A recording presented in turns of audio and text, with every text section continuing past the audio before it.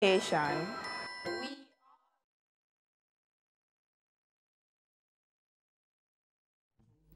Justice, truth be ours forever. Jamaica land we love.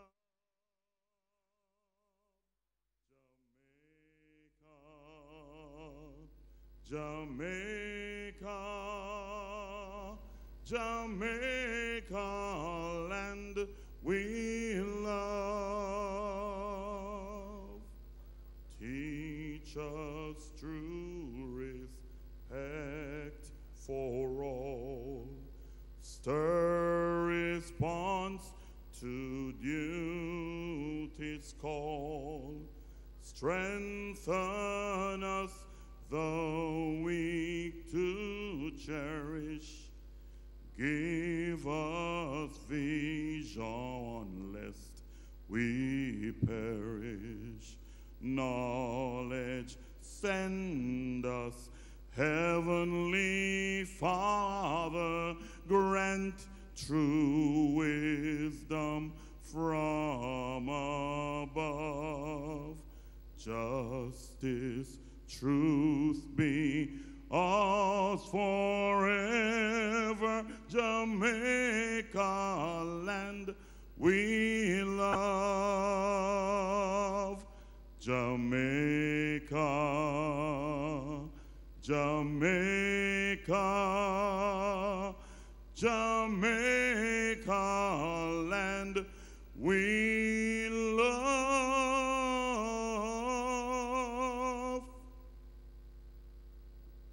Thank you, Demario, and please remain standing just a little bit longer while we invite Ms. Sandra Shirley, Principal of eCampus, to say Ceremony of the Jamaica Stock Exchange Investments and Capital Markets Conference at the Jamaica Pegasus Hotel in New Kingston. It's the 13th staging of the conference under the theme Driving Growth, Regional Investments for the Climate of Change. Now, the keynote speaker for the opening ceremony is Prime Minister Andrew Holness, and he will speak on the topic Creating the Best Climate for Prosperity. Let me now turn you over to the platform for the prayer. Thank you for bringing us together this evening for the 13th Stock Exchange Investment Capital Markets Conference. We thank you for giving us each another opportunity to contribute our talents and experience for the greater good. Thank you, God, for giving us health, for the food you promised and have given us to nourish our bodies, for the energy that feeds our soul, the sun that warms us, and the air that fills our lungs. We recognize our leaders and ask for your blessing, our Prime Minister and his cabinet, the leader of the opposition and the shadow cabinet, and the members of the civil service. Also the boards of directors, management, staff of our companies, and in particular, the Stock Exchange Group that has led us to this function today, our partners, our sponsors, our supporters and facilitators, who through collaboration and commitment has made this event possible.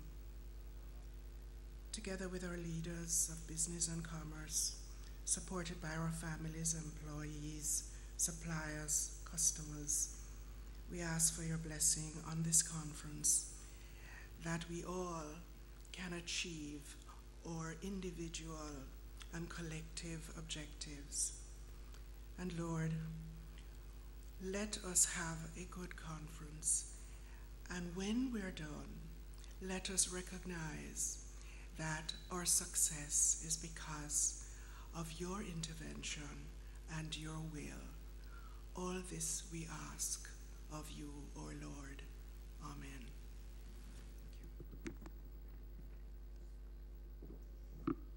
Thank you very much, Sandra, and please be seated. I mean, with an opening prayer like that, how can anything go wrong? So the first order of business that I have here is the protocol list. And of course, our Prime Minister would be the first name that I would mention. However, he will be here in just a little while, and he has given us the go-ahead, so we will start. And as soon as he arrives, we're going to surprise him. Okay? So, members of the Cabinet, members of Parliament, members of the Diplomatic Corps, Chancellor Robert Bermudez, Chancellor of the University of the West Indies, Mr. Ian McNaughton, Chairman of the Jamaica Stock Exchange Group, Mrs. Marlene Street Forrest and Mr. Forrest, Directors of the JSE and JCSD, Mr. Gregory Fisher, Managing Director, Jeffries, Head of Emerging Markets, Fixed Income and Wealth Management, Mr. Stephen Gooden, Chief Executive Officer, NCB Capital Markets Limited, and President of the Jamaica Securities Dealers Association, and Director of the Jamaica Stock Exchange Group, visiting regional regulators, members of our sister exchanges and depositories of the Caribbean and global exchanges, members of the Canadian and Haitian delegations, Ms. Sandra Shirley, Principal of JSE eCampus, Ms. Andrea Kelly, Manager, Trustee Services, my colleagues in the media, other distinguished ladies and gentlemen, may I say a very hearty good evening to you. I'm going to do that again because I was really expecting a more robust response. So may I say one more time, a very good evening to you. That sounds more like it. My name is Michael Anthony Cuff, and I'm absolutely delighted to be back here for the 13th Investments in Capital Markets Conference put on by the Jamaica Stock Exchange. And each year that I'm invited to take part in this event, it fills me with great pride, and particularly this year because all the boxes have been checked for prosperity.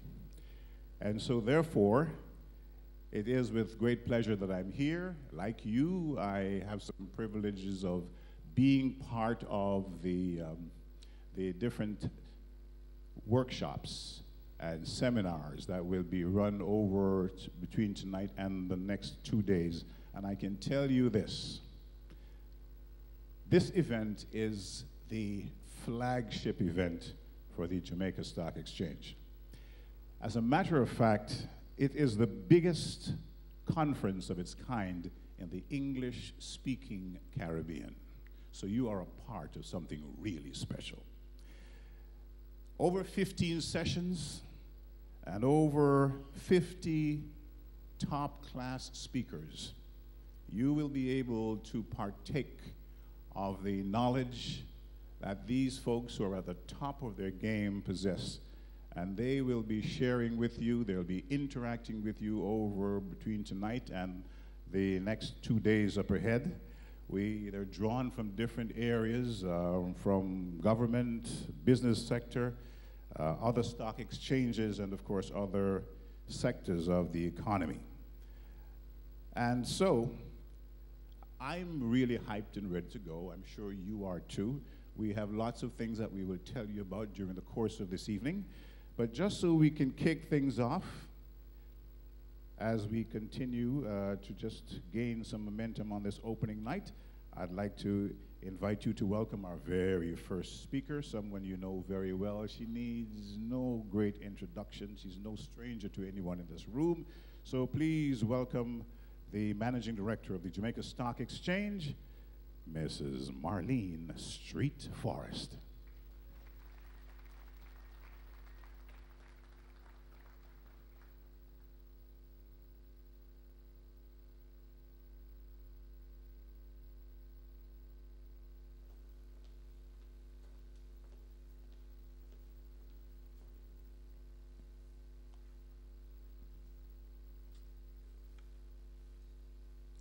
members of cabinet, members of parliament, members of the diplomatic corps, Chancellor Robert Bermudez of the University of the West Indies, Mr. Ian McNaughton, Chairman of the Jamaica Stock Exchange, Directors of the JSE and the JCSD, Mr. Gregory Fisher, Managing Director, Jefferies, Head of Emerging Market, Fixed Income and Wealth Management, Mr. Stephen Gooden, Chief Executive Officer, NCB Capital Markets Limited, and Director of the Jamaica Stock Exchange, visiting regulators, members of our sister exchanges and depositories of the Caribbean and the global exchanges, members of the Canadian and Haitian delegation, Ms. Sandra Shirley, Principal of the JCE campus, Ms. Andrea Kelly, Manager, Trustee Services, members of the media, distinguished ladies and gentlemen, good evening. Good evening and welcome to another staging of the JC's Regional Conference on Investments and the Capital Markets. This is really an exciting time for us at the Jamaica Stock Exchange because it's our 13th staging of the conference, and as such, we are growing up. The Jamaica Stock Exchange is pleased and honored to once again host this premier regional investment event in collaboration with our international and local lead sponsors, Jefferies, NCB Group, the Jamaica Observer and TVJ, along with all the other sponsors who have continued to consistently support us. Now in its 13th year, the Regional Conference on Investments and the Capital Markets has become a staple on the menu of financial events for all our stakeholders. We feel honored that through your support, we have made it into our teen years. Thank you. I think we should give yourself a round of applause.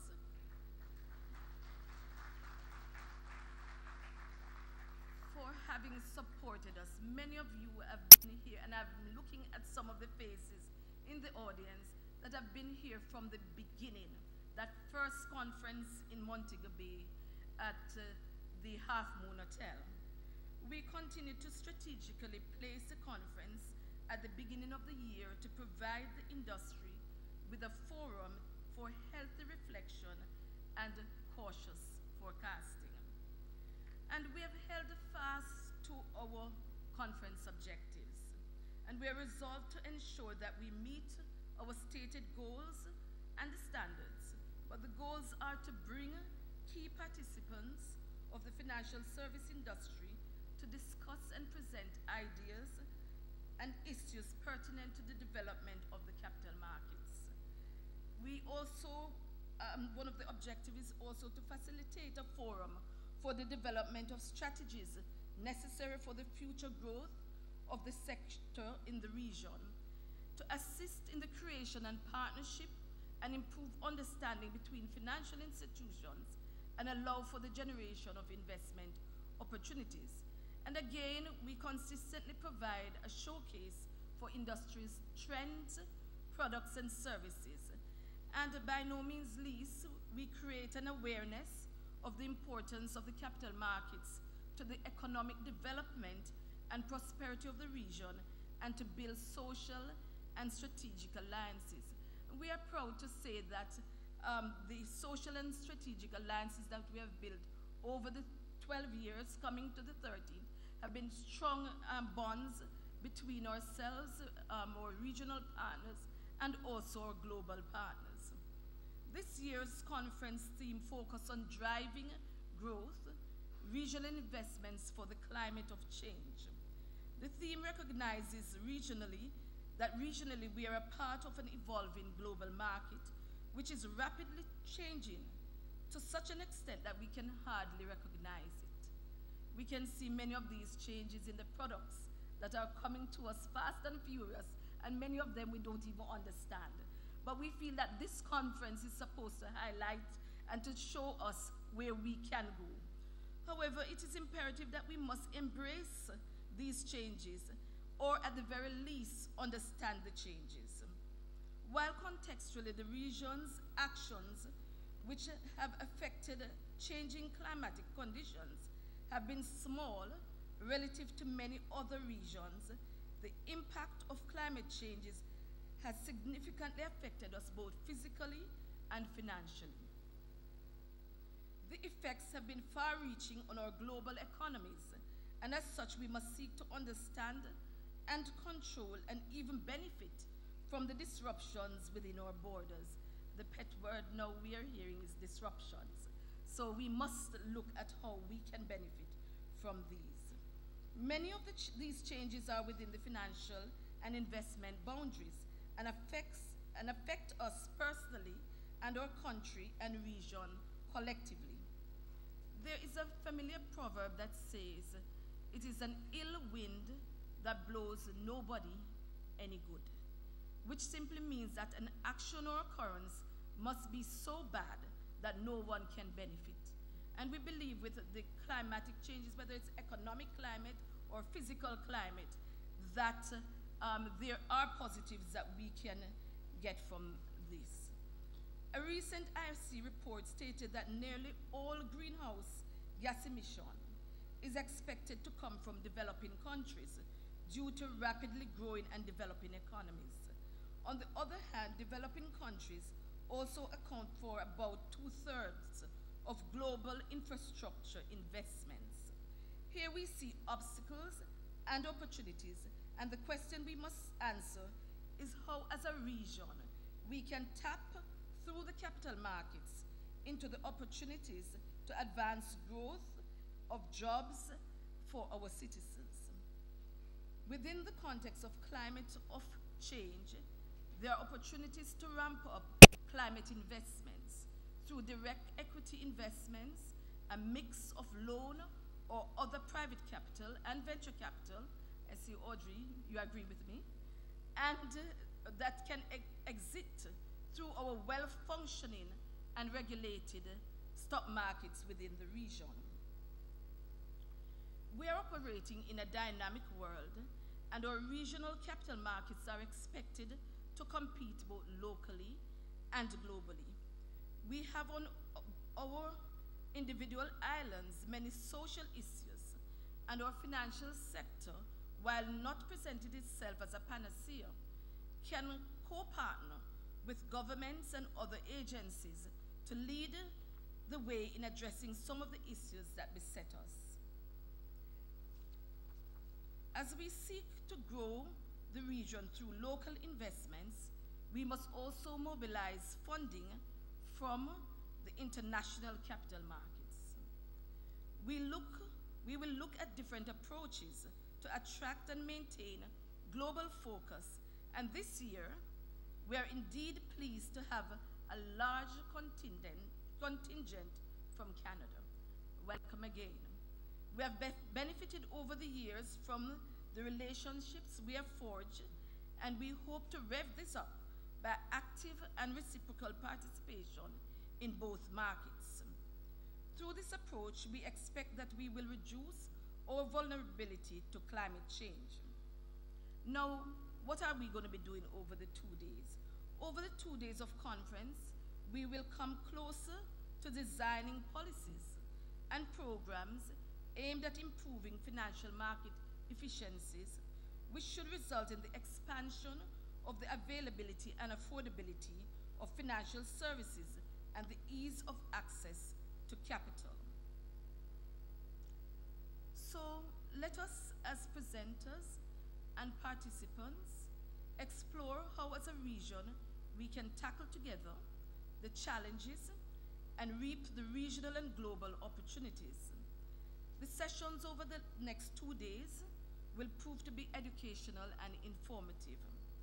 I urge you to make the best use of your participation by asking questions and clarifying any issue from our experts and industry leaders. And of course, finally, we will expect that you will attend some of our networking sessions, as the development of human capital and relationship is paramount to us. Again, welcome and enjoy the rest of this evening's proceedings.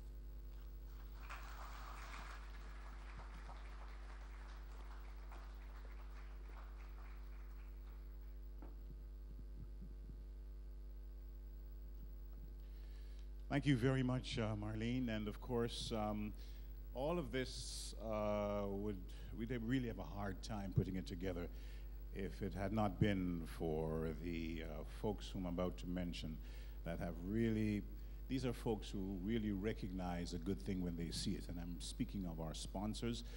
Jeffries, thank you again for being back on board, and Gregory Fisher's around, so let me welcome Gregory, welcome him back home kind of thing. He's now an honorary Jamaican. But also like to say thank you in a very big way to NCB Capital Markets. Oh, boy, have they gone above and beyond, and I'll tell you more about some of the things that they'll be doing. Television Jamaica, TVJ, we thank you very much for keeping us in the picture. And of course, the Jamaica Observer. Again, your participation is greatly appreciated.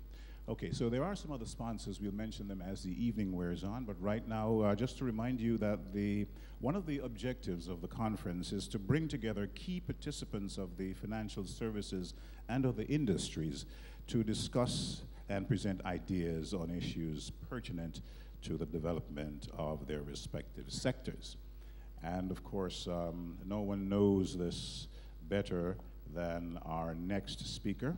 He's someone you all know very well. So with the chairman's address, please help me welcome Marshalling Regional Creativity and Innovation for Growth, Mr. Ian McNaughton, the chairman of the JSE.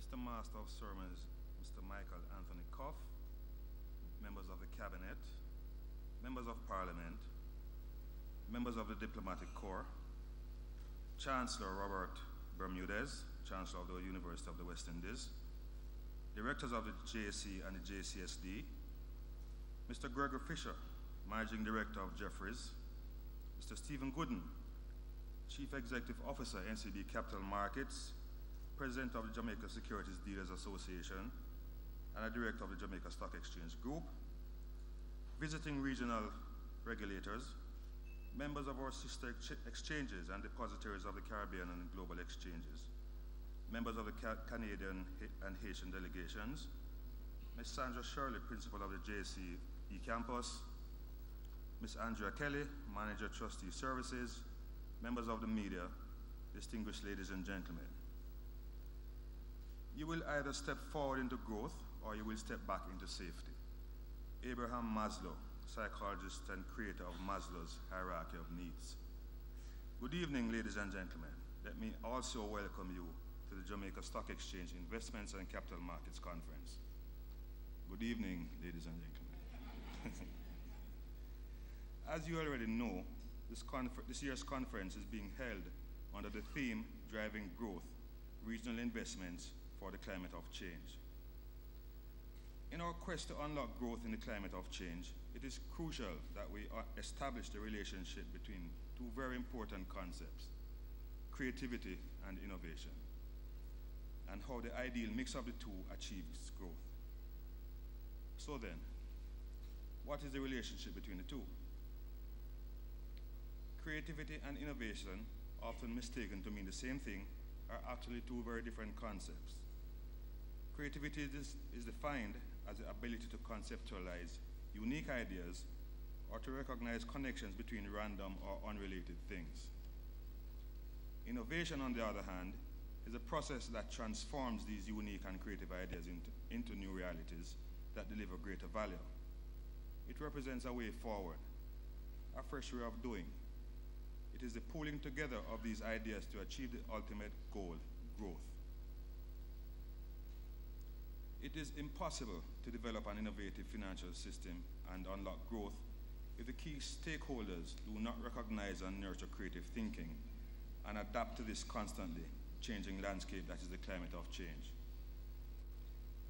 The creative instinct is key in taking advantage of constantly evolving technologies and keeping pace with the growing expectations of all stakeholders, customers, individuals, and institutional investors, including government. It is when we understand the relationship between creativity and innovation and hone creative talents in the right direction that we can unlock real growth within the region. Why are innovation and creativity important, and where does it begin? I believe, ladies and gentlemen, that creativity and innovation begins with customer centricity. After all, it is the needs and appetites of the various users, individuals, and institutions that help to create this climate of change. Customers' expectations from seamless delivery and quality from listed companies will increase. Likewise, the expectations investors have of financial intermediaries and the products they offer. Over the coming years, customers and investors will be more diverse and demand more information and transparency, putting pressure on all industry players to innovate and address investor needs in a broader fashion. Listed companies, for example, would benefit from using creative means inside their organizations to augment existing products and product lines, reduce costs to stay ahead of their industry peers, and remain viable options for investors. We have seen time and time again where being innovative yields returns that stand out and attract new customers, new investors, new clients.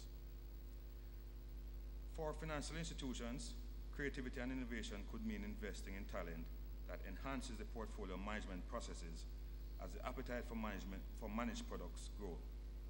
It could also mean in the not too distant future,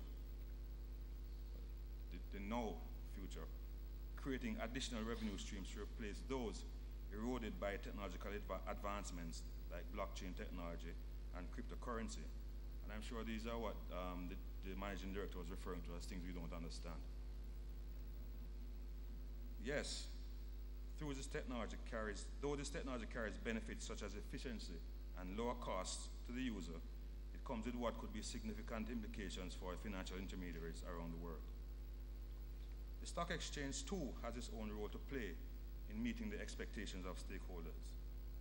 As our principal mandate is the mobilization of capital to facilitate the growth and development of companies, and by extension the economy, our mandate to a large extent also includes providing an avenue for those desirous of adding value to the economy through the creation of small and medium firms. According to the Ministry of Industry, Commerce and Commerce, medium, small, and micro enterprises, or MSMEs, account for 90% of the jobs in the Jamaican economy. The Caribbean average, according to 2016 Caribbean Development Bank report, is around 50%. So we see the huge opportunities that there are in the region. Initiatives led by government and private sector partnership must be aimed at unlocking the growth potential of this sector, as it is a significant contributor to income generation and the reduction of poverty across the region. Let me pause here for just a little moment to mention the hugely successful junior markets in Jamaica. This initiative was introduced to encourage MSMEs to take advantage of the capital markets for their financing requirements.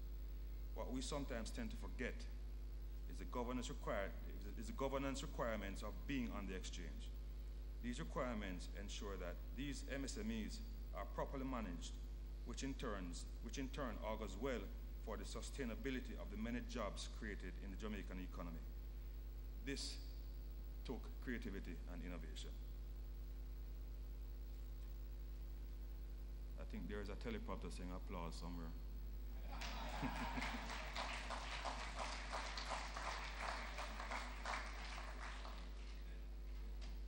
Research over the years has contributed to our understanding of investor behavior and how financial markets function, and motivates us to develop new products, financial instruments, and markets, even as Jamaica faces the reality of being referred to as a third world nation and the challenges that come with that said reality. Financial markets globally are undergoing significant change. The improvements in and growing access to technology in different countries have made investing significantly different from what it was years ago, and the region is no exception. Additionally, developing countries such as Jamaica and others within the region have become more attractive investment targets as they keep up with this growing pace. Investing in creative talents, however, takes real courage. Leaders in all capacities must be brave enough to foster a culture that unlocks creativity and breeds innovation. If this culture is allowed to facilitate a continuous learning environment inside each and every organization, the economy, and by extension, the broader Caribbean region will stand to benefit. In the face of significant risks, a well-managed enterprise can allow stakeholders to reap significant benefits. We at the Jamaica Stock Exchange have embraced the international arena as our region. We have harnessed the creativity of the board and management and have been able to, by virtue of our excellent governance structure and processes, been found suitable to partner with the Canadian Depository for Securities, the CDS. It's another applause point. This is a significant accomplishment for a country that is perceived as being third world or developing. This is the Canadian settlement platform and will enable listed Jamaican companies to be facilitated on the TSX and the CSE, and listed Canadian companies to be listed on the JSE. This will widen the scope for local investors, both individual and institutional, while also allowing those in the diaspora the opportunity to participate in the many growth opportunities that abound here in the region. This, ladies and gentlemen, is creativity. It is innovation, and growth and development is a consequence. In concluding, ladies and gentlemen, I leave with you these final words, a call to action, if you will. Today's unpredictable business climate should challenge us to grow our business using different means. The financial services industry will be a different playing field over the next couple of years. In order for the region not to be left behind, players must keep innovating and developing out-of-the-box solutions to keep the region on par with the rest of the world. Customers' expectations for seamless delivery and quality will increase, and they will be more diverse and demand more to meet their changing needs. Technology continues to drive innovation and will create new, exciting options for investors, greater efficiencies, and ways to interact with customers at all levels.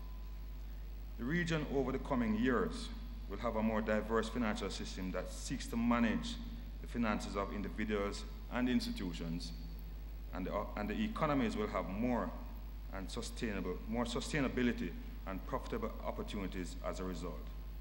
Growth and development will be the consequence of the creativity and innovation of the region. Thank you.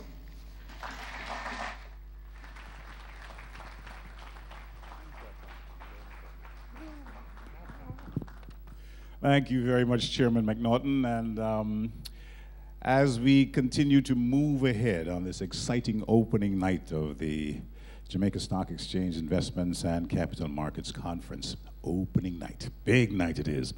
So we say thank you very much to the Jamaica Pegasus for housing us this evening. Thank you very much. I would also like to say a very special thank you to Oppenheimer, STT, Main Event, Financial Services Commission, Scotia Investments, Careers Limited, the JMMB Group, Pulse, T-Tech, Dolphin Cove, JP, Bennett Jones, and we'll get to some more as we continue to make our way through the evening. Just about now, we'd like to introduce you to a group of stars. And entertainment, of course, is one of our biggest exports in this country.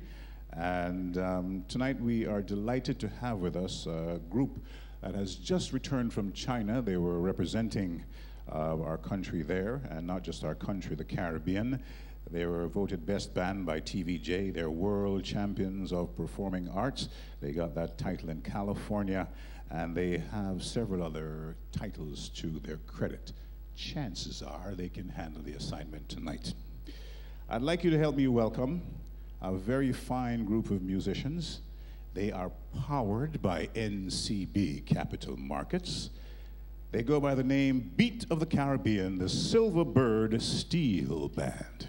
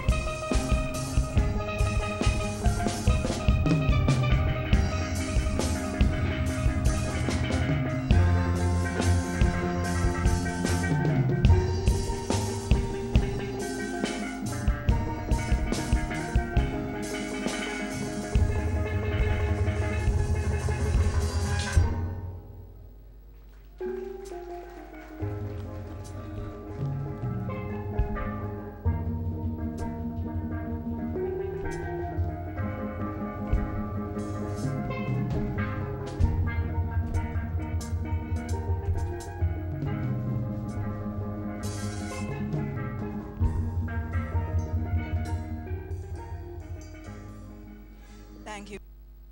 Jamaica's coverage of the opening ceremony of the Jamaica Stock Exchange's 13th Regional Investments and Capital Markets Conference here at the Jamaica Pegasus under the theme Driving Growth, Regional Investments for the Climate of Change. Now, this evening's keynote speaker is Prime Minister Andrew Holness, and he will be speaking on the topic, creating the best climate for prosperity.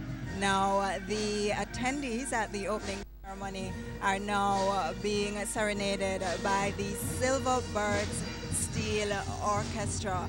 And earlier we saw addresses from the Managing Director of the Jamaica Stock Exchange, Mrs. Marlene Street Forrest, speaking to the topic of taking stock, obstacles and opportunities.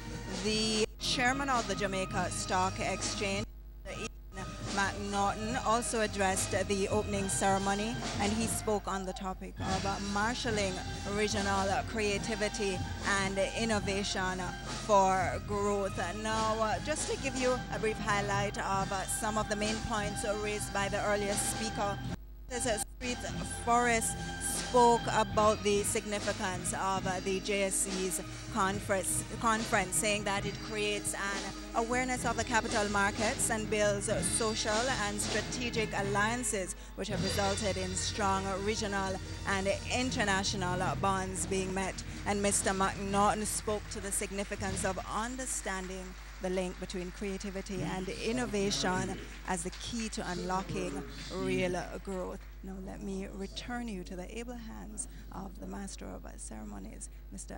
Michael Anthony Cuff.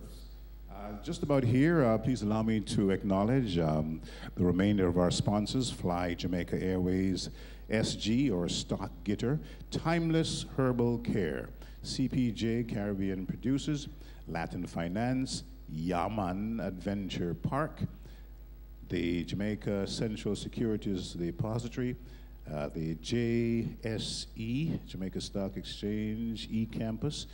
Of course, we have the Jamaica Business Development Corporation, and TJ, which is Things Jamaican.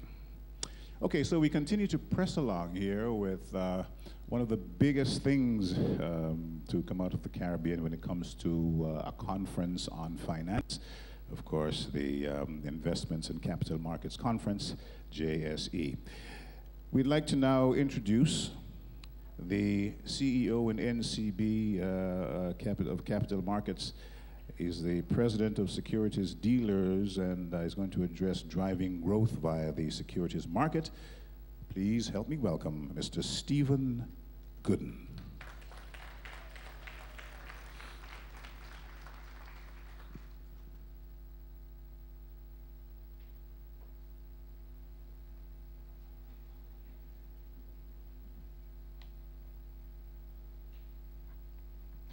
Honorable Favour Williams, Minister of State in the Ministry of Finance and Public Service, other members of Cabinet and members of Parliament, members of the Diplomatic Corps, Chancellor Robert Bermudez, Chancellor of the University of the West Indies, Mr. Ian McNaughton, Chairman, Jamaica Stock Exchange Group, Mrs. Marlene Street Forrest, Managing Director, Jamaica Stock Exchange Group, special invited guests, members of the media, fellow speakers, industry and NCB colleagues, distinguished ladies and gentlemen, good evening.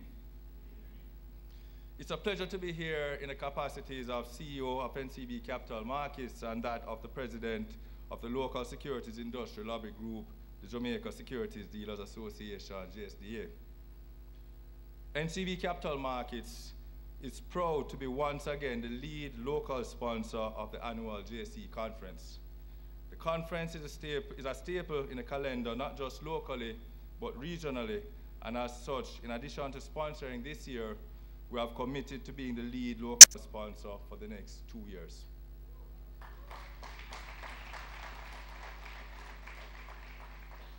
Tonight, I want to touch on a topic that is very dear to me and my industry colleagues, and that is the role of the market maker in the capital markets and its impact on the economy.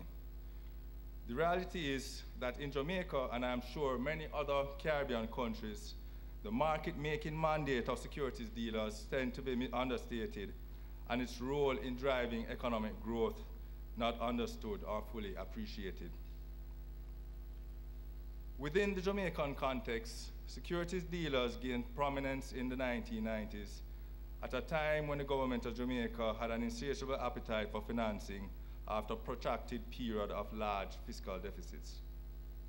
It was the then new kids on the block, the securities dealers, which filled the gap between investors with appetite for short-term assets and the government that needed longer-term funding. As such, when there was a primary market issue, the dealer would take a position in this long-term instrument and finance it with shorter-term repo funding from investors. All parties were happy. The government got its financing, the investor got a decent rate of return, and the dealers got a spread for taking the gapping risk, the beauty of capitalism.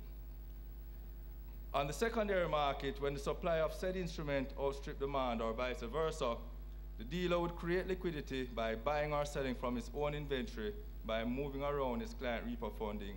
Again, all parties were happy. The buyer and the seller would get a transaction done smoothly, the dealer gets a margin, and this assurance of liquidity for Georgia Securities made it easy for the government to continuously tap the market. The insatiable appetite for funds was not sustainable, and we know what happened. We ended up with an IMF program which included 2 debt exchanges, which cost broker-dealers billions of dollars in capital and a number of structural reforms. Though the changes were painful for the industry, we survived and continue to survive. Now, imagine taking that very same model and applying it to corporate and infrastructural-based securities. Think of a situation whereby securities dealers act as intermediaries for corporate structures to drive economic growth.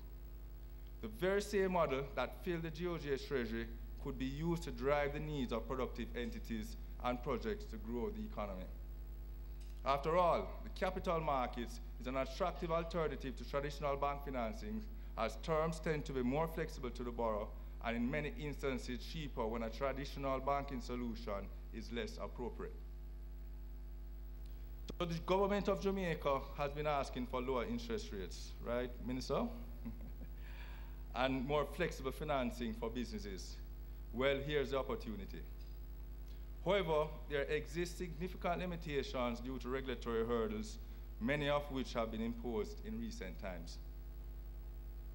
The Financial Services Commission, FSC, in keeping with the commitments made by the government of Jamaica under the Extended Fund Facility approved by the IMF, implemented reforms to the securities dealer sector aimed at improving investor protection and enhancing the long-term systemic viability of the securities industry.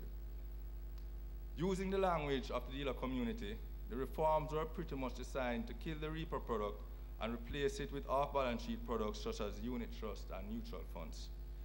The reforms included significant tightening of prudential standards, which reduced the attractiveness of repos as a product both for the dealer and investors.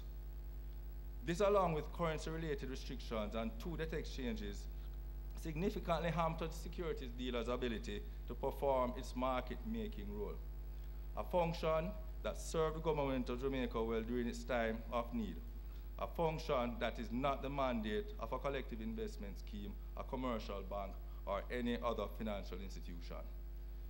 These changes are many, but I'm going to focus on 3 to get my point across. The first one being allowable assets. The pool of allowable assets that securities dealers can invest in excludes foreign currency denominated securities issued by local companies. The current framework allows investment in foreign governments and foreign corporates that are rated investment grade, but does not allow the same foreign currency to flow to local companies engaged in productive enterprise. Since banks are able to offer foreign currency denominated loans to these companies, there is no material impact in our view on the foreign currency market by this omission.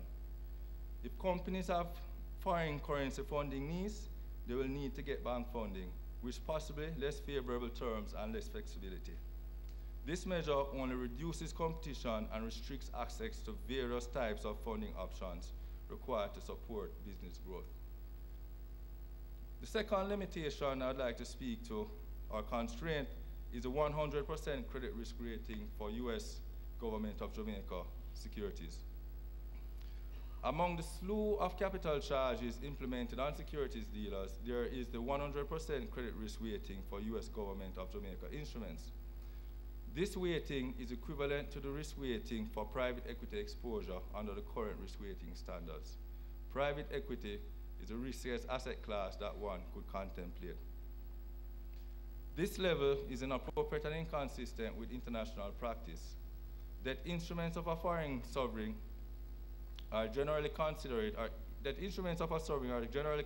to be zero risk to 20% risk weights, with adjustments for a market risk component at times. Jamaica's experience has been such that debt restructures have been taking place twice on the Jamaica denominated debt, yet these securities are zero weighted, while the global bonds have a 100% risk weighted applied. Additionally, the market outlook, credit ratings, and economic fundamentals for GOJ issued bonds have significantly improved over the last few years.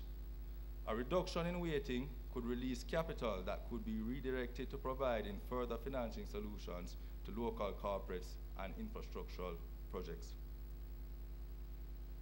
The third constraint and last, which I'll share, is that local entities seeking to issue US dollar instruments exceeding 35 million US within a year, and securities dealers seeking to raise even $1 have to seek exemption from the Minister of Finance upon recommendation by the Central Bank, citing Section 22 of the BOJ Act.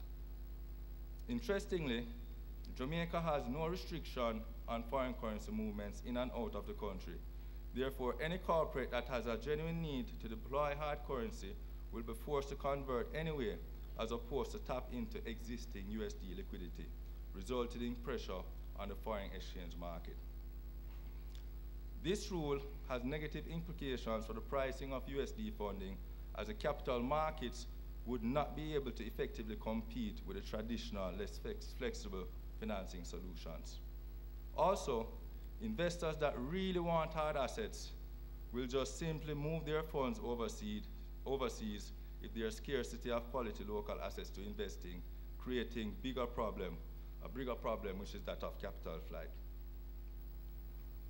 Historically, many, including market players, have questioned the breadth and depth of the local capital markets and its capacity to absorb large, complex transactions.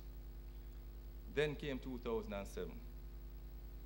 Last year, we saw a swell in the size, number, and complexities of transactions done in Jamaica. During that period, we saw $105 billion worth of private placements, Jamaican dollars worth of private placements issued under the FSC's exempt distribution regime, up 24% relative to prior year. Of that amount, 3 of those represented the largest Jamaican dollar registrations ever in Jamaica, ranging from Jamaican $10 billion to $18 billion each. One institution, through a series of debt issues, raised close to $46 billion locally during the year to prepare for what will go down as one of the largest, if not largest, regional acquisitions of this decade. Not to be outdone in the public space, we saw 16 securities listings, a record in recent years.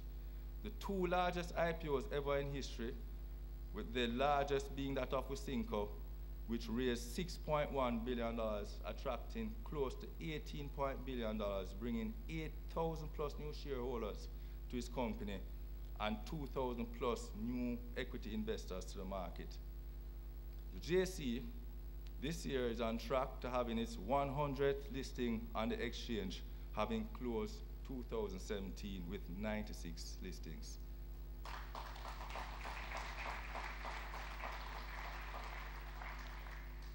Now, ladies and gentlemen, with opportunities we see, if we agree that a well-functioning capital market can result in lower interest rate, especially in certain funding segments, and we agree that certain regulatory obstacles exist that the government has control over, then it so follows that one of the impediments to lower interest rates and access to financing, efficient financing, is the government itself. The traditional types of financing alone can't take us to where we need to be as a country if we want to achieve the 5% economic growth aspiration by 2020, the initiative dubbed 5 in 5. What 2017 has showed us, ladies and gentlemen, is that the local capital markets stand ready to be an engine of growth through the provision of flexible financing solutions, and that if regulatory hurdles were removed, the impact on the economy would be transformative. I want to comment on a recent regulatory change which is very encouraging, and I want to really commend the Financial Services Commission for pushing this through. The change involves the expansion of the pool of securities used as collateral for retail repos. The change, though it may appear simple, will significantly impact the market-making capacity of dealers. The expansion allows for a larger group of corporates to better access debt capital through dealer intermediation with the use of repo funding. Additionally, securities issued by companies owned and agencies of the government of Jamaica are now included.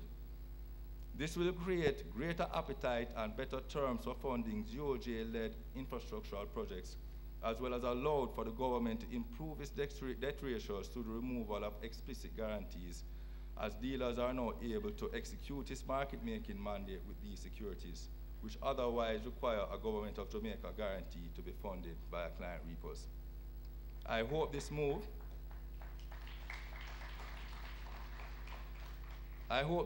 is an indication of greater levels of collaboration between the FSC and the securities industry.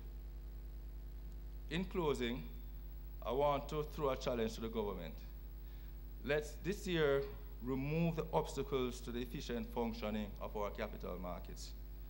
Let's allow the capital markets to play its part, an integral part, in us achieving the 5 in 5 economic growth aspiration.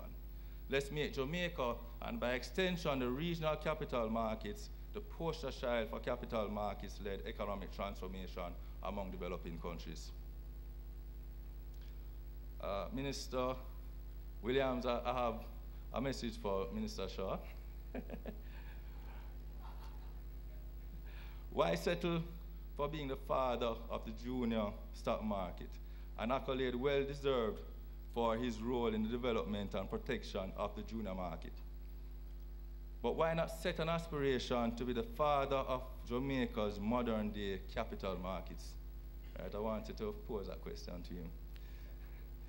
The industry stands ready to work with the government and all stakeholders to make this a reality.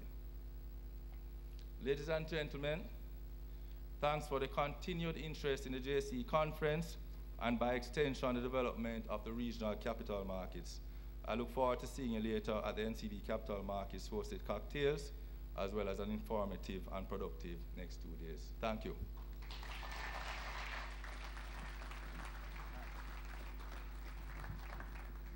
Thank you very much, Stephen. And of course, if you have questions for Stephen tomorrow morning, he'll be speaking at 8:05 in one of the early sessions, so you can catch him then. And he'll be speaking on driving growth via the securities market. Okay, so the next speaker will be engaging us in the topic regional impact of global investment decision. He's no stranger to Jamaica. As a matter of fact, in my opening remarks, I referred to him as an honorary Jamaican. He is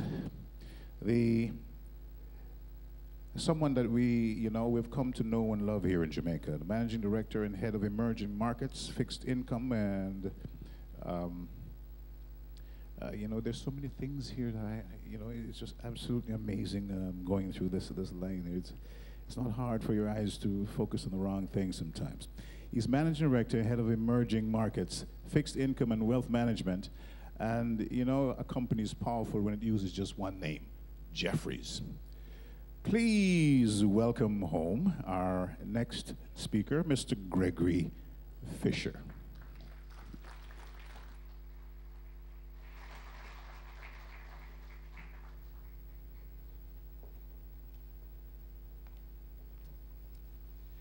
Good evening and Happy New Year to everybody. And to the Honorable Minister Fable Williams, Mr. Ian McNaughton, Chairman of the Jamaica Stock Exchange, Marlene Street Forrest, General Manager of the Jamaica Stock Exchange, honored guests, and all accepted protocols acknowledged. I learned that part 3 or 4 years ago. It saves about 20 minutes. On behalf of the Jamaica Stock Exchange, my colleagues from Jefferies here this evening, Robert Perrine, Matt Kennedy, and Greg Johnson, I'd like to extend another heartfelt welcome. As I've stated during the past 13 years of lead sponsorship, this is always a great way for me to personally start off each new year. To begin the year with this is always productive at this conference in my second home of Kingston, Jamaica. This is always a very special treat for me. Before I begin my remarks this evening, and given the fact that my boss is in the room, Mr. Perrine, let me be very clear. My following comments tonight may or may not represent those of Jefferies. As a matter of fact, most of you already know that my opinions usually aren't aligned with anybody at all. Anyway, let's begin. I'm proud that my firm, Jefferies LLC, is once again the lead sponsor of this year's Jamaica Stock Exchange Conference. At Jefferies, we remain utterly committed to Jamaica as well as to the entire region. Jefferies was founded the year I was born. So let's just say we've been in the business a while, and we'll leave it at that. As a global investment banking firm, with offices in over 30 cities around the world and nearly 4,000 employees worldwide, Jefferies provides capital markets, financial advisory services, institutional brokerage, securities research, as well as wealth management across the global spectrum. Indeed, a large portion of Jefferies' success can be attributed to our ability to work effectively with our clients and help them to meet their significant goals. Our clients are our lifeblood, without exception. Our mandate is to provide them the very best, from thought to finish. You see, if we get it right for our clients, we get it right for everybody connected with our firm. At Jefferies, our product is our people. We have the financial expertise that enables our clients to succeed. As such, our people are our greatest asset. We take pride in our intellect, in our passion, in our dedication, in our creativity, in our integrity, and our teamwork. So we pool our talents and resources to create the very best solutions for our clients. Whatever the odds, our saying is complacency equals mediocrity, and innovation is king. Obviously, I'm proud of my company, and it gives me great solace in today's challenging investment environment. I work at a firm that has $11 billion long-term capital, a firm that is indeed in the S&P 500, a firm that is also a Fortune 200 company. And thus, having lived through the 1987 crash, as well as the 2007 financial crisis, it gives me great confidence that I'm indeed part of a winning culture, a culture that is guided by underlying one principle: the client first, always. Has been the case for the past 13 years of this conference. I'm going to quickly go over a few topics that I deem important here in 2018. First, I'll discuss some personal opinions about the U.S. markets, and then I'll move on to my favorite topic of Jamaica. Despite a very contentious election towards the end of 2016, when I look back at 2017, I see a year where absolutely no investor fear existed when it came to overall investing within the markets, especially those markets within the United States. In the U.S., by the end of last year, the S&P closed at a trailing PE multiple of 23 times, which is even higher than the peak we witnessed in 2007. Needless to say, not many can readily argue that everything in this perfect world is priced into these valuations. When I see recent sentiment polls that show an average 65 bullish opinion, it's an eerily reminiscent of that faithful herd mentality that we all witnessed back in 2007. Now, don't get me wrong, I am not inferring that history is about to repeat itself. However, I just don't see how a U.S. 3% average GDP growth forecast has all these pundits predicting another record year in the S&P. These toward market rallies are great. We should enjoy them while they last. I think we should all be ready for a correction any time, because in all my years and 34 plus years of doing this, it always happens. It remains my gut feeling that we are indeed in a late market bull cycle that continues to roar. And for this reason, I maintain that investing smartly has never been more important. This isn't about being a bull or bear, rather it's about being realistic. Look, last year we saw Bitcoin phenomenon run up over 1,000%. Last year we witnessed the FANG stocks up 50%, so that's Facebook, Amazon, Netflix, and Google. We also saw a painting that might be an original Da Vinci sell for $500 million. So you see the froth that I'm talking about. US stocks were up 20% last year, and earnings were only up 10. So for the pundits to be accurate with their stellar 2018 US stock market predictions, US corporate earnings must shine an additional 15% in order to keep this bull alive and well. Good luck with that. Now here we are in 2018, a new year with a new and untested Federal Reserve, a Fed with far less overall years of experience than the outgoing FOMC that must now guide its continued policy to normalize rates and trim down its bloated balance sheet. And now with Americans' needed tax reform that's been passed, it's a fair bet that the Fed will indeed continue its current path towards higher rates.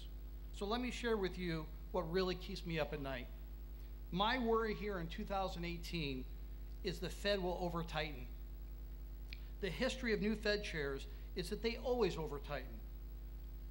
It's my feeling that Chairman Powell will be no exception. We had Volcker in 1979, we had Greenspan in 1987, we had Bernanke in 2006, and we witnessed the market consequences of a new Fed chairs being overly aggressive when it came to policy normalization after previous periods of lower rates. And when higher rates entered the scene back in those days of yesteryear, rates of overall economic growth began to peak concurrently. Tax cuts are great. Record market levels are terrific.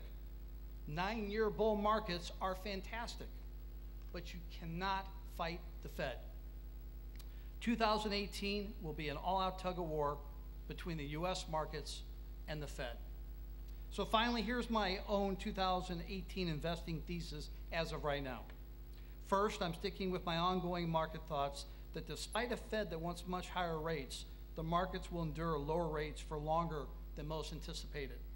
If we have some inflation or wage growth, my thinking might be a little different. But these real growth indicators just don't exist in America right now. And when you look at the oppressive global debt burdens, as well as the ongoing geopolitical issues that we must contend with, my income theme remains intact and in vogue. And yes, when I say income, I mean dividends from stocks as well as coupons from bonds. With the S&P advancing nearly 300% since the spring of 2009, and yet we are witnessing still a flat bond curve, that tells me we are likely going to see a reintroduction to volatility this year that we did not see last year. So what does all this conjecture mean? It means as seasoned investors, we must go global. And speaking of global, it segues me to my favorite topic of Jamaica. A recent article was written in your local paper about some comments made by Adam Stewart, Deputy Chairman and CEO of the Jamaica Observer. I'd like to quote and echo some of Mr. Stewart's poignant comments about my beloved Jamaica, and I quote, "Jamaica is a very, very special place. In 45 years, we've not seen the confluence of events taking place right now. Inflation rate at 4%, unemployment at 11.3, and long-term rates at 8. Jamaica is ideally posed as a leader in the Caribbean and the international icon of a turnaround story." Well, I'd correct Mr. Stewart a bit by adding that Jamaica is now, in fact, the leader of the Caribbean economic community. And my kudos to you, Mr. Prime Minister. You have steered this new mighty ship in the right direction. As a matter of fact, according to Forbes magazine, Jamaica is now the highest ranked Caribbean community. So as I stated last year, that investors witnessed an incredible 14.3% return in 2016, Jamaica bonds once again outperformed in 2017. According to JP Morgan Index, the Jamaican sub-index tightened in spread by 70 basis points over the course of the year, giving investors in 2017 a total return of yet another 14%. In other words, the Jamaica bond curve outperformed the MB Global Index by a resounding 471 basis points, which is a magnificent accomplishment. I think there have been 3 ingredients to Jamaica's outperformance. Everybody asks me, the bonds keep going higher and higher, they're too expensive. Well, these 3 key ingredients are the reason why I think there's more room. The first is the confidence and assurance that the market receives from the maintenance of the precautionary IMF standby agreement, which I think we can all agree has been a huge success. The second is the country's fiscal performance. With a near balanced budget, Jamaica stands out among its peers. It outperforms even developed countries, emerging market countries, Latin America, Caribbean peers by a very wide margin on this matrix. Everyone knows fiscal austerity can be painful, but one of the benefits of this fiscal performance is something that Jamaican analysts have been talking about for a long time, the potential for a crowding in effect that as government requires less economic financial resources, government interest rates are driven lower and financial flows right to the private sector. This brings me to my third and most important ingredient, economic growth. This is the holy grail of lowering debt to GDP ratio, not to mention all other benefits. And after many decades of being down here in Jamaica, we are finally seeing major signs of growth here. My friends, this is indeed a huge improvement in this country that I love so much. And the market is taking notice of this. When you combine lower bond market supply and improving fundamentals in the current global environment, you get spread compression like we've seen here in Jamaica. So where do we go from here? Well, if the Jamaican policymakers remain vigilant, stay the course, avoid complacency, I expect another double-digit return here in 2018 for Jamaica global investors. And yes, hopefully, the rating agencies will finally get this story right. With that, I think that's enough digression. This is going to be a great conference over the next couple days. I have a far more important speaker that's following me right now. Let me thank the Jamaica Stock Exchange for allowing Jefferies to continue to be its lead sponsor. We look forward to doing this in many, many years to come. Thank you, everybody.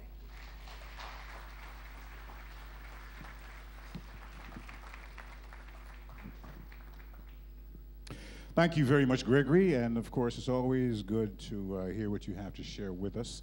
And I think you've left us on a high with that insight.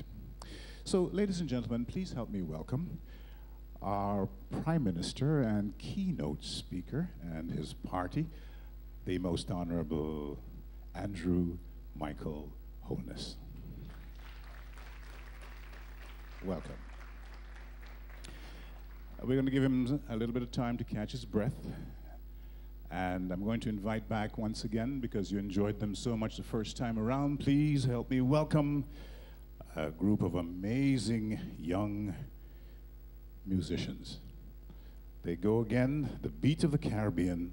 I'm saying this for you, sir, because maybe you didn't catch the name before, right? So that you missed the first performance, we held this one just for you, all right? They call themselves Beat of the Caribbean, Silverbird Steel Band, and they're powered by NCB Capital Markets.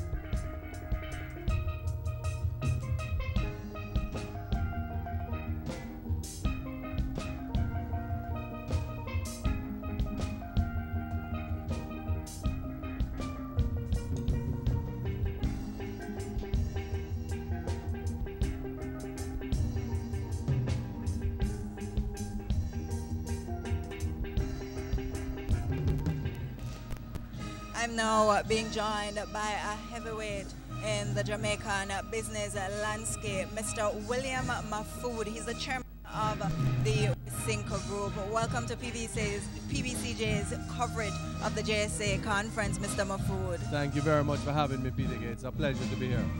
Let's talk about the significance of this conference, which is in its 13th year for Jamaican businesses in particular, the Jamaican landscape. Yeah. Well, I think it's very appropriate. I think this past year was one of the biggest years in terms of listings on the stock exchange in Jamaica's history. Of course, we Cinco Group listed right at the end of the year. It was the largest listing ever in the country's history. Raised over $6 billion in capital. So I think it's opportune. There is a lot of confidence, as we heard from the speaker, Mr. Fisher from Jeffries. There's a lot of confidence in the Jamaican economy right now, a lot of investment, a lot of people looking at the country. So the timing is appropriate. The agenda of this government is economic growth, and they're focusing on all of the necessary things to identify growth. The capital markets is one way that we are going to see our economy grow, and I think it's opportune for us to have this conference at this time. You spoke about the climate being ripe, and play on words here in the conference. This theme is the climate of change. So how does Wisynco's plans coming out of this behemoth, yes, listing fit into this whole climate of change? Well, I know that we have, over 9,000 shareholders. We have a new demand going to be placed on us as directors, executives, to find ways to continue to grow the business. Those shareholders are investing not only in the company because we do well, but also in the management and our ability to keep growing and returning good value to them. So we are going to be looking at opportunities, whether it be in acquisition, for growth, new areas of business opportunities, maybe totally new businesses. The reality is that the need now to have a different approach to how we look at business and business opportunity is driven much more by the fact that we have all of these new shareholders. And speaking of approach and looking at things differently, Mr. McNaughton, the chairman of the JSC, spoke in depth about the importance of creativity and innovation and how businesses need to be bold in this regard. Right. Do you think creativity and innovation is being utilized a lot in the businesses here in Jamaica? And I think what you're seeing is those companies who are really reinventing themselves, and there are some very good examples. Those companies who are transforming their business, adapting new techniques and new technologies. We're seeing a tremendous upsurge in those businesses. Wisynco is one of those companies. Our management, our executive, feel very strongly about transformation and about completely, renewing ourselves as a company. That is manifests itself in the way our business has grown and continues to grow. So I think he hit the nail on the head when he said that is, we invest a lot in terms of research and development. Those are things that are going to drive the economy of Jamaica. And I know that you're a thinking man and a well-informed man. What are at least one of those areas in terms of creativity and innovation that Jamaica in particular can capitalize on more in this era of growth and prosperity? There's so many areas. I mean, one of the things that we have not yet really capitalized on as a country is our culture. In terms of size of population, probably our culture is 10 times that of any other country, and the impact of our culture on the global scene. So we need to go beyond just the reggae music and just, beyond jerk chicken and those things. We need to look at the overall impact of Jamaican culture on the world. I mean, how do we as such a small country capitalize on that? And that's the question nationally we should be asking. How do we get more of our products into more homes across Europe, Africa, Central America, South America, Asia? How do we get more of our art and our music and those things across the globe? And it's only through you know, more businesses coming together to excrete some of those opportunities, and that's what we have to do. All right, now let's talk about your recovery from that warehouse fire in 2016. How have things been since? Well, I have to say to you that we're back almost 100%. It was one of the greatest stories of recovery, I think, in our history, maybe in the country's history. We have a team at Wisynco who has done a remarkable job, and every single day I say to our team and the leadership at Wisynco, we have to give praise where praise is due. This group of people worked around the clock for 18 months to get us back to where we are. And you know, as a prominent member of the business community, I can't let you go without having you comment on this state of emergency that has been instituted for the country. I would have to say that it was necessary. However, I believe we should have handled it in terms of international communication a little better. So and I know that the Minister of Tourism has come out and submitted some communication. That communication should have really been put out earlier before the state of emergency was announced. I think with that we could have controlled some of the dialogue internationally, and we have to be careful because we are very reliant on tourism as a country. Thank you very much for sharing with us. Thank you for having me, Peter. William Mahfoud, the chairman of the Wisynco Group, sharing some of his thoughts and for his company here with us from our live coverage of the JSC conference at the Jamaica Pegasus Hotel.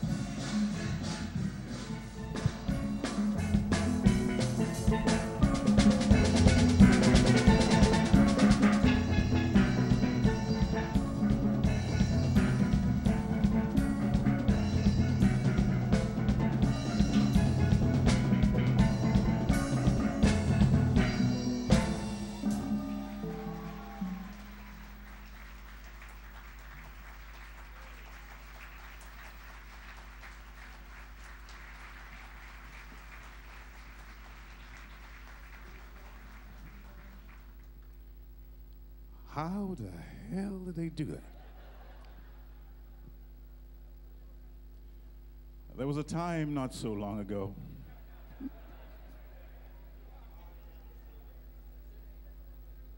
on behalf of all the men in the room, they're fantastic, aren't they? The Silverbird Steel Band. Yeah. Now you understand where they're powered by NCB Capital Markets. Yeah, when your money starts to blossom, that's what you do, stuff like that. Okay, so our keynote speaker is on record. He has pledged to build real partnerships with the private sector, civil society, the diaspora, the opposition, and international partners in order to achieve the vision of shared prosperity for all Jamaicans through inclusive economic growth and meaningful job creation. He was here last year, and for those of you who were in attendance, and I suspect that would be most of the room, I know you truly benefited from what he has to say. He considered this particular event extremely important, hence there's no way he would miss it. And so, like last year, I look forward, as I'm sure you do as well, to hear what he has to share with us. So would you please help me welcome once again our keynote speaker and our Prime Minister, the Most Honorable Andrew Michael Holness.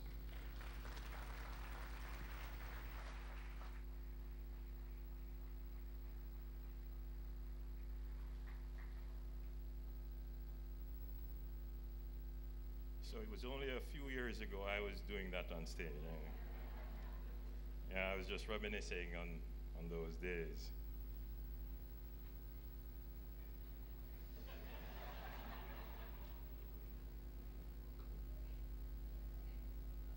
Now, I won't attempt it anymore, obviously, but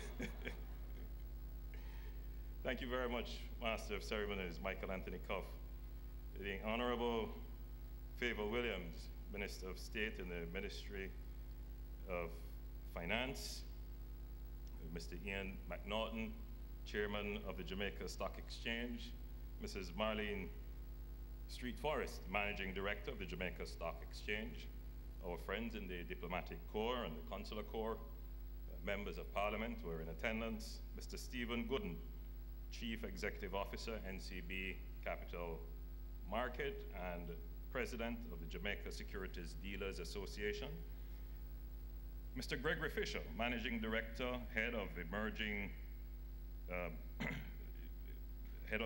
Markets, Fixed Income and Wealth Management of Jefferies. Now, I think I need to get the Ministry of Tourism to hire you as a brand ambassador for Jamaica.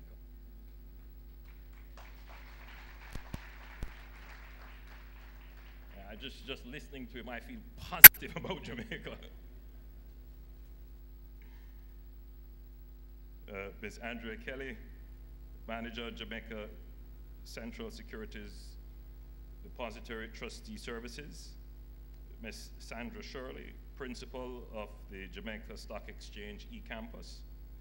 Heads of visiting delegations, members of staff of the Jamaica Stock Exchange, heads of agencies and departments, members of the private sector, distinguished guests, members of the media, ladies and gentlemen,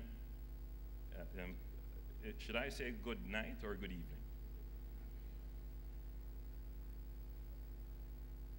So I'm looking at my watch because it is now 4 minutes past 9 p.m. It's a difficult time for anyone to be at the microphone. So we follow one rule at this hour when we have to give a speech.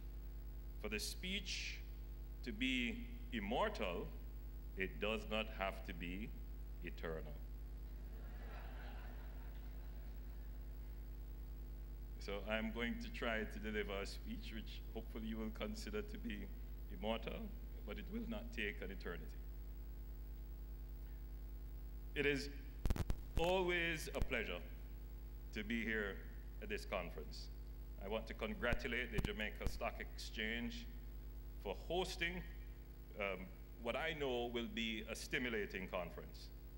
I am particularly excited about this year's theme, Driving Growth, Regional Investments for the Climate of Change. I also want to congratulate the Jamaica Stock Exchange for its stellar performance last year. The JSE main and junior markets provided average returns of 43.9%.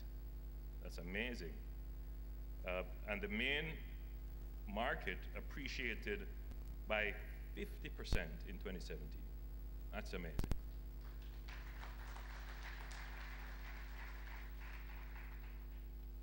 It shows that there is confidence in the economy, as was shown, particularly business confidence in the last survey that was done.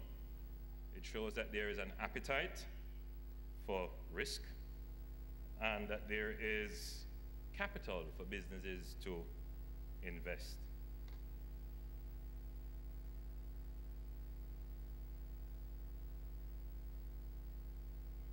For a very long time, we have not had growth, and I've attended several of these conferences, and the theme always has somewhere in there about growth. I mean, I've not seen one of these conferences where growth was not a part of the theme. And so, of course, this year, growth is in the theme. I want to talk tonight very quickly about creating the best climate for prosperity and supporting growth in a climate of change. I think Jamaica has to develop a doctrine of growth where everyone believes that our economy can grow. Recently, I had to talk to the trade unions, and I said, you know, it is the intention of the government not just to grow the economy, the macroeconomy, but it is the intention of the government to grow your household economy. We have to bring this concept of growth into the political economy, into the grassroots thinking. It has to become a part of our culture. And truthfully, after 40 years of no sustained real significant growth, there is a generation that would not have experienced the era of growth starting from in the 50s and in the 60s. So in a sense, as a country, we don't know what it feels like to live in an economy that is booming. And the closest we're coming to that is the stock exchange and its stellar performance.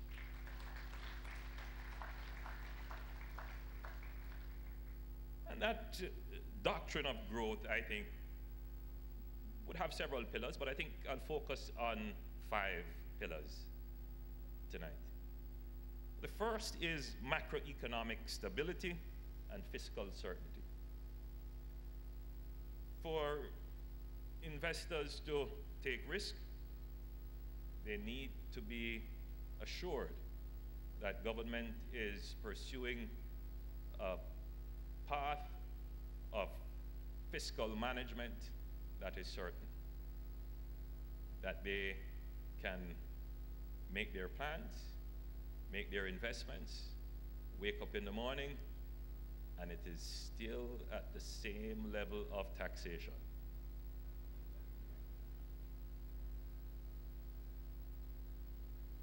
Isn't that correct?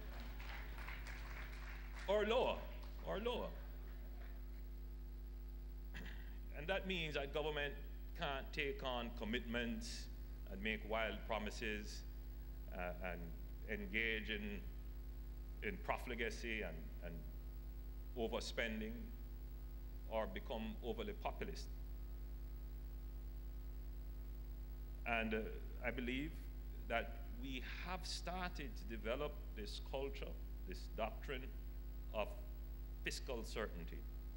And we're seeing that emerging now in our monetary policy as well, in terms of how we're managing our exchange rate and how we're moving now towards inflation targeting. And these are all positive signs for our economic management. And I think all the macroeconomic figures are pointing in that direction. You know, you see a robust NIR, you will see stability in the exchange rate, you see the stock market doing very well, and most of all, which is heartening for me, is the downward trend in the debt to GDP ratio. That is something that this country has paid dearly for across administrations, and we have to continue on that road. Many of you probably would have already forgotten we're coming from 141% of GDP, and you know, we're now somewhere below 110 by the end of this fiscal year. Thereabouts we'll probably be. That's a sacrifice of businesses, it's a sacrifice of the unions, it's a sacrifice of the poor, and that cannot be squandered. And there are other sacrifices that we will have to make in order to maintain our fiscal certainty. Now, people don't make sacrifices for no reason. People want reward. The reward for this fiscal certainty and stability is that investors will invest.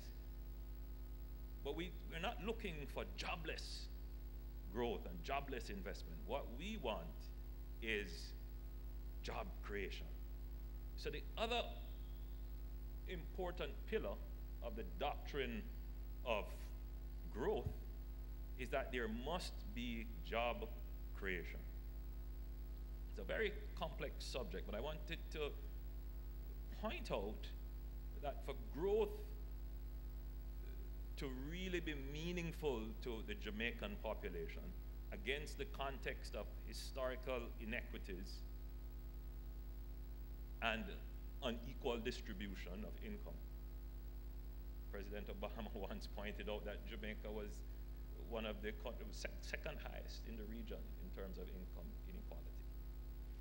So if we're going to have growth against the backdrop of social inequalities, then if you're going to share the prosperity of growth, we can't share it by only looking at a social safety net. We can't share it by looking at giving out subsidies all the time. We share that growth by giving people independence in their hands, employment. So we're making this sacrifice to create this atmosphere for growth, but the investors should invest, and we want them to invest in things that will create employment. And that creates a sustainable environment where the people feel that they are sharing in the prosperity, sharing in the growth. And I'm pleased to say that this year we recorded the highest number of Jamaicans ever employed in the history of the data collection and employment.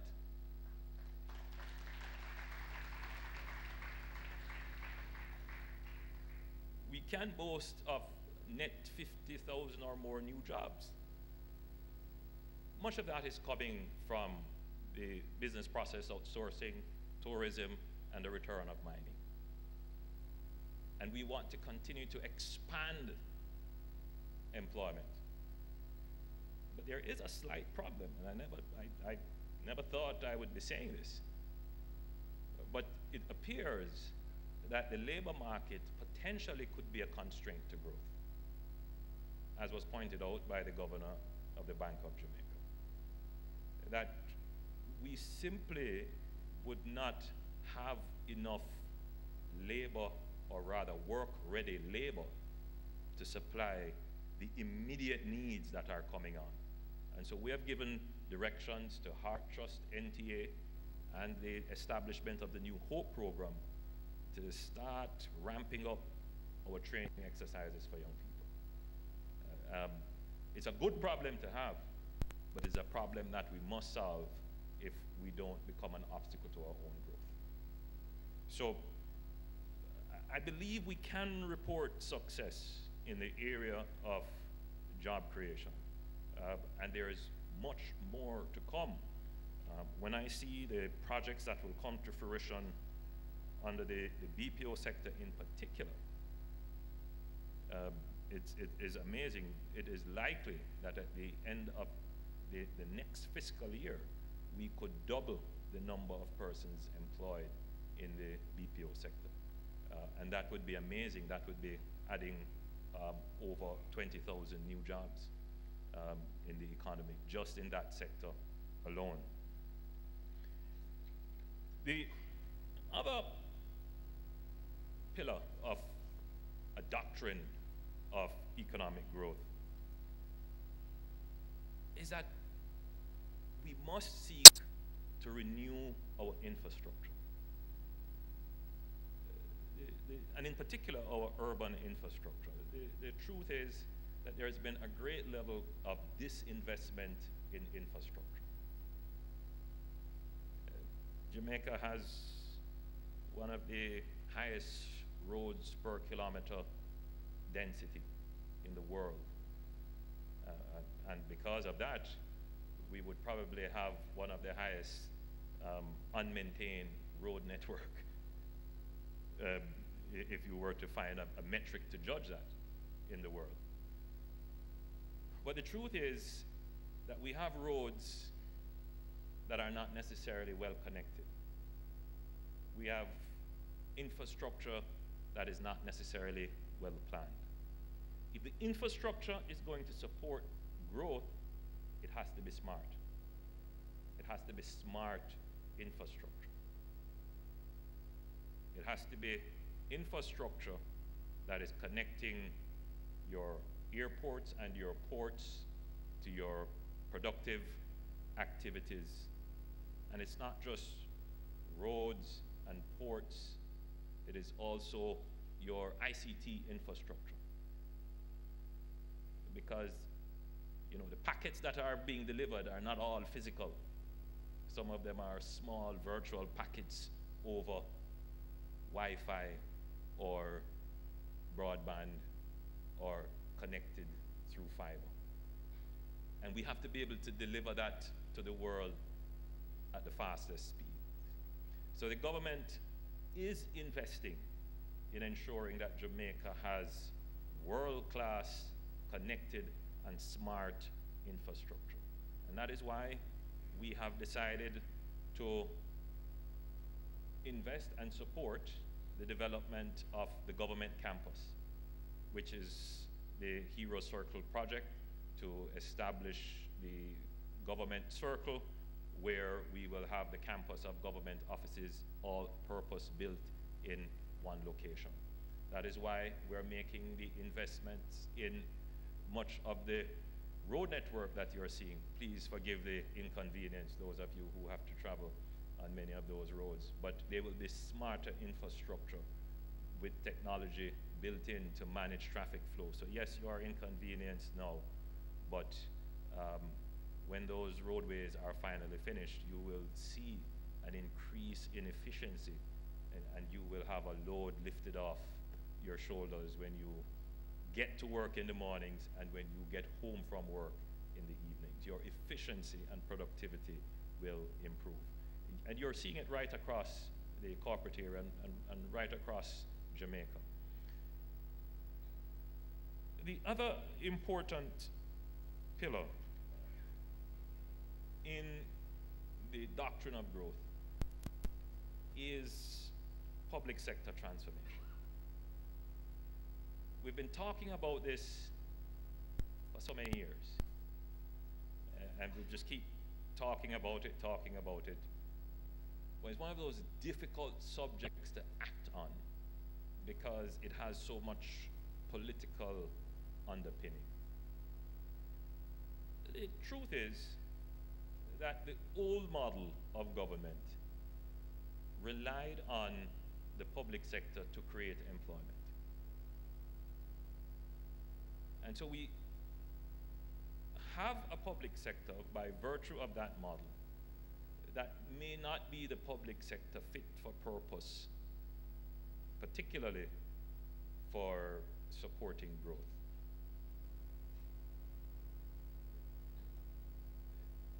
But we can't allow the public sector to continue in its current form. It does not serve the people who are working in the public sector because they work with great anomalies in pay. They work in management structures that are not necessarily supportive of their own development or supportive of private sector needs. And so the government has undertaken a very comprehensive program of public sector reform. It has started, and we are already seeing some benefits. We know it is not going to be easy. It will require some amount of right-sizing. It will require that we introduce far more intensive programs of performance-based management and performance-based reward systems. And those are all being developed. And I'm certain that when we get a public sector that is supportive of economic growth, we are going to see Jamaica take off like never before. The final pillar of the growth doctrine that I want to mention, and I say mention, I won't spend too much time on it, is security.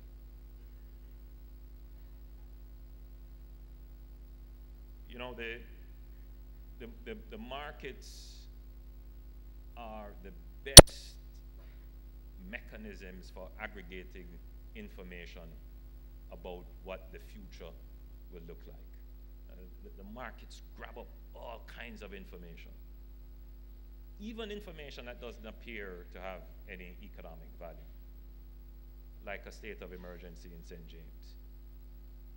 All of that will be put into the markets, and investors will analyze all of that to say what will be the impact of this security action on the future of Jamaica. My view is that it will be positive. My view is that the markets will interpret this as the government being instrumental and proactive in taking measures to arrest a crime situation that threatens the economic growth of the country, but more importantly, threatens the safety, security, rule of law, and public order of the country. And that can only redound to the benefit of the markets and the people who are the players in the market. There will be some initial jitters about definitive actions to manage this crime situation. But I think in the medium term, the country will benefit significantly. It is the intention of the government to be persistent in these measures. These are not short-term measures. And those who are supporting criminal enterprise should not believe that these are measures that you can wait out. The government has a suite of plans that we are now implementing. We've started to implement, and we will begin to see significant results, particularly with the reduction in murders in the country.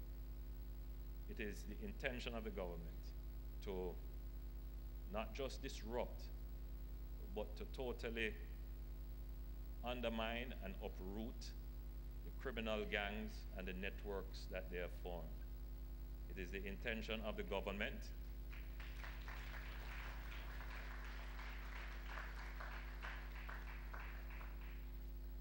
not just to address the street-level criminals, but to address those who facilitate, support, and give succor to the street-level criminals. We should never believe that the street-level criminals operate on their own. They are financed. They use our banking network. They are well connected. They use our telecommunications infrastructure. They have good transportation. They use our roads. They buy our cars. And they use them in the commission of crimes. So our crime plan is comprehensive. And we intend to deal with this situation once and for all. It took us 40 years to get here. It is not going to change overnight. But the message is that the government will be persistent, determined, and instrumental in its actions. We ask for the understanding of our international partners in this regard. After all, this is what they have been asking us to do in taking charge of this problem. Jamaica is the center of the Caribbean. We're the center of culture, arts, lifestyle, entertainment, innovation. We will become the center of economic activity, growth, and prosperity. God bless you.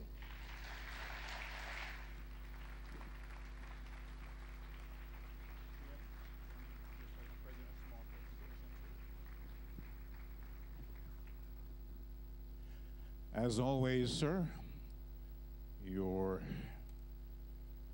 message is always worth waiting for. We thank you very much for it. Well, I hope it wasn't an eternity. Absolutely not. Absolutely not. I'm sure I speak on behalf of you all here, right? Okay, so just before we do anything else, I'd like to invite Mrs. Marlene Street Forest to come. She has a special presentation for you, sir, that she'd like to make. And while that is taking place, please allow me to say a very special hello and welcome to the Minister of State in the Ministry of Finance and Public Service. She's someone who knows very well the value of what they're doing at the Jamaica Stock Exchange, and I'm talking about the Honorable Fable Williams. Welcome.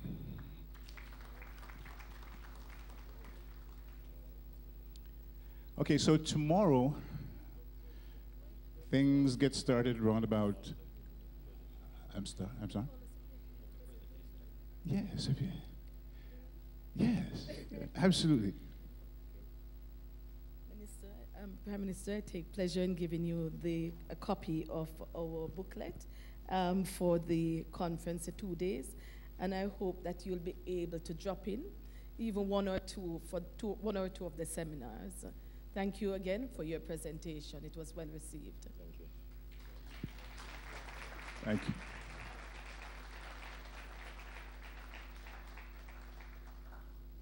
Thank you both very much. Okay. Tomorrow, the things get on the way very, very early at 8 o'clock.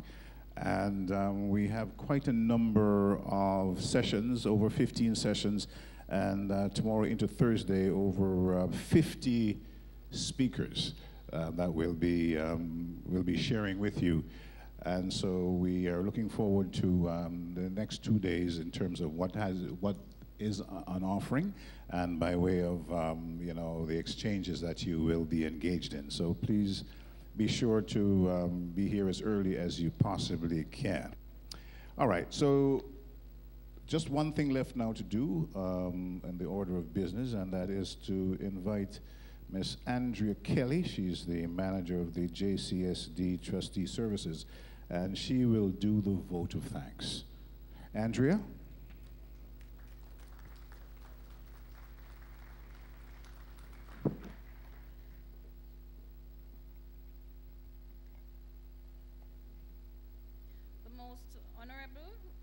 Andrew Michael Holness, Prime Minister of Jamaica, your words of wisdom has set the tone for the remainder of the conference. Mr. Gregory Fisher, Managing Director, Head of Emerging Markets, Fixed Income and Wealth Management at Jefferies, your presentation was enlightening to us and will enable us to better equip ourselves for the challenges that may arise or the opportunities that may abound in the global market. Mr. Ian McNaughton, Chairman, Jamaica Stock Exchange, for reminding us of the first step for growth in any industry, creativity, and innovation. Mrs. Marlene Street Forest, Managing Director of the Jamaica Stock Exchange, for highlighting that notwithstanding the obstacles, the benefits to be derived from the stock market are limitless. Mr. Stephen Gordon, CEO, NCB Capital Markets, and President of Security Dealers Association of Jamaica, for reassuring us that the securities industry is well equipped and ready to adapt to the changing investment climate and propel growth for the Jamaican economy. Mr. Michael Anthony Koff, Master of Ceremony, for seamlessly taking us through the evening proceedings. Our general sponsors, without whom, this conference would not have been possible. The Jamaica Pegasus for this wonderful venue and the sumptuous cocktail we are about to enjoy. To you, our attendees, we hope you found the presentations enlightening, and we look forward to seeing you for the remainder of the conference. On behalf of the Jamaica Stock Exchange, I wish to extend to you our appreciation for you being with us tonight. Thank you. Thank you, Andrea, and of course, I think you will agree that we're off to a really great start. PM, you don't mind if I borrow your word, sir? We have a suite of amazing sessions tomorrow. So please make sure that you're up bright and early for it. And I know a lot of major announcements will be made tomorrow as well. I won't try to steal anyone's thunder. Suffice to say that it was an absolute pleasure being back here with you once again. And for those of you who are planning to be at the early session, I'll be there as one of the first moderators. And so therefore I'm going to hurry home now, get some sleep so I can be up bright and early and make sure mentally I'm sharp. Thank you all very much for coming. And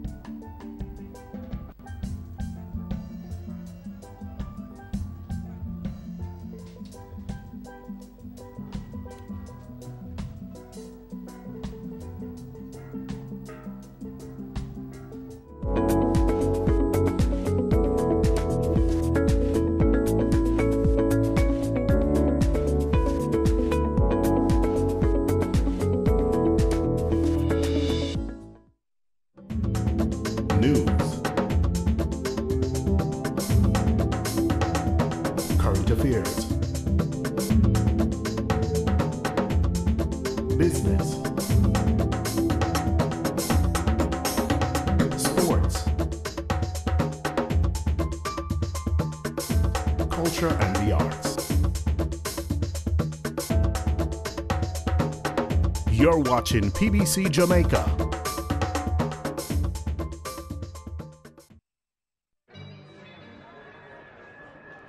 Persons who work around smokers breathe in poisons such as cyanide, arsenic, and carbon monoxide. Cigarette smoke eats away at nearly every vital organ and tissue of the body, the heart, the lung, even the brain.